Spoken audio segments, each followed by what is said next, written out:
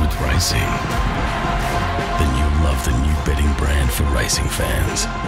With exclusive markets, promotions, insights and content. That's betr. Gamble responsibly. Welcome to Racing at Melbourne here on Punters Inside Run. I'm Matthew Campbell. I'm with Mick, Sharkie, and this is a very special moment. Making his television debut, James Lamb from punters.com.au. Welcome, Lammy. Thank you, Matty. It's lovely to be here. And now we've got you here. You're here for a reason, and that's to find us some winners, in particular in Melbourne, but it's a big weekend in Melbourne. Do you like the Friday night into the Saturday? It makes things tough if it does rain on the Friday, which is looking likely at this stage. I do love attending the Friday night because I always have to work on Cox Plate Day. But yeah, it does make sort of getting a handle on the track a bit harder. You don't know where they're going to go. And as Sharkie mentioned earlier, if it doesn't rain, the rail could be red hot. All right, now we've discussed the Cox Plate. We know what Shark thinks. He's with the visitor. Your thoughts on the Cox Plate?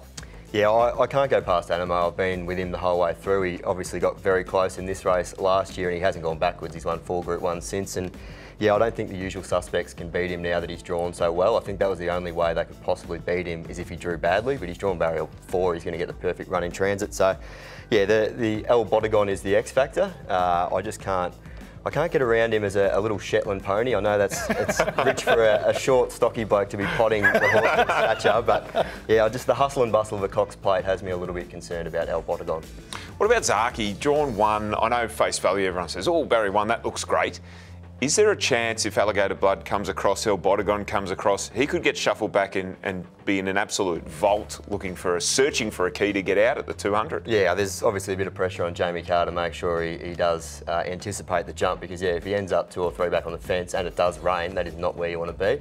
But I've got him leading and the first 200 is going to be really interesting with the import and Alligator Blood to see who does get that spot outside the leader. All right, mate, give us your top 3 for the Cox Plate. Yeah, I'm going with Anamoe. I just think he has all the runs on the board and he's the bomb-proof galloper. Sharkie for 2nd, and I've got I'm Thunderstruck for 3rd. He'll be out the back, and if it does rain, he sort of gets out wide and might find the A ground in the straight. But yeah, Gold Trip maybe a sneaky one for first 4s if we do get that rain and it's worse than a soft 6. All right, now let's move back to Friday night, the Manikato. Did you find this a bit more difficult? No, I reckon it's a race in 2. I think Bella Nipotina is the horse who absolutely loves the Valley. Beaten a lip in this race last year. She's had 7 starts here for 6 top 2 finishes, so she's just horses for courses. And Paul Laley is obviously the main danger, the class horse, and they're both drawn pretty well. September Run maybe the blowout if the leaders do overdo it, and she is another one who might get to the right part of the track. So that's your numbers. Yep. You've got Bella Nipotina to beat Paul Laley to beat September Run. Shark, yep. What did you think Manikato was? I'm with Rothfire. Yeah, I am. Yeah, I think he was unlucky last time. He sort of just got into a bit of a bumping duel there coming around the corner, which you can't afford to do at the Valley. Especially over 1,000. Yeah, he stayed on.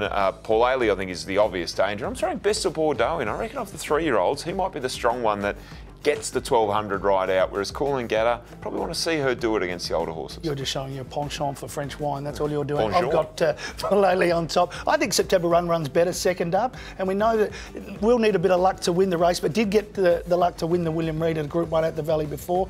And also I've got Coolangatta. I tossed up between Bella Nipotina and Coolangatta. I mean, the stable probably has something in the top 3, so that's the Manikato for me. All right, what about your best?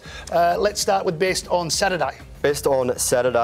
Look, it's dual nom, so I'm hoping it stays in Melbourne and doesn't. It comes to Melbourne and doesn't stay in Sydney. That's race 4, number 3, Wallinga Beast. It does have that Best of Bordeaux form line, and I think they got the tactics badly wrong last time. I'm not alone in saying that. They handed up on a red-hot leaders track there at Randwick and was chasing Best of Bordeaux the whole way. Held its ground pretty well, but I really like that Sydney form coming to this race. Zook Gotcha, In Secret, those horses, they would be very short in a race like this. So keen on Wallinga Beast. Anything else on Saturday? On Saturday, I don't mind if we do get the rain. Do Sir, I've been sucked into this horse a few times over the journey, but if we do get the rain, it loves heavy tracks and it's a real improver it can have a few flat runs to start its prep and then spike in performance, which we've seen 2nd up in the past. It probably should have won this track and distance last campaign in a Group 3, very similar race. So hoping Paddy Payne can work his magic 2nd up. And as we finish up, another one for Friday night away from the Manikato. Yeah, Regards Marie, race 2, number 3. It's a race that's full of horses who are either out of form or don't win out of turn, your Sosie Bonds and those types of horses. Regards Marie was poor last time, but 3rd up, 5 starts, 3 wins and 2 close-up finishes. So I'm backing Nick Ryan to turn this horse's form around as well. He goes okay, Nick Ryan. Mate, great to have you on the program. If you get a few right, we'll have you back next week. All right, sounds good. James Lamb from punters.com.au. That was racing in Melbourne. Stay with us. There's plenty more on Punters Inside Run. The betting brand for sports fans. That's better. Gamble responsibly.